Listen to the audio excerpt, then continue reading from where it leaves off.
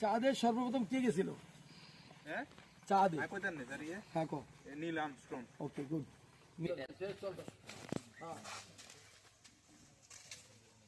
পৃথিবী থেকে চাঁদের দূরত্ব কত? ওই বাদ দে। পৃথিবী থেকে চাঁদের দূরত্ব কত? 3 লক্ষ হ্যাঁ হ্যাঁ 34,000 হ্যাঁ 3,84,400 3,84,400 কিলোমিটার। পৃথিবীর সর্বাধিক বৃষ্টিপাত হয়। পৃথিবীর সর্বাধিক বৃষ্টিপাত কোন জায়গায় হয়? ভারতের মেঘালয় নামক রাজ্যে মৌসুমী অঞ্চলে।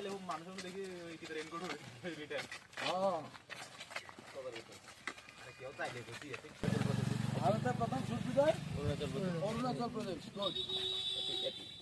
ভারতের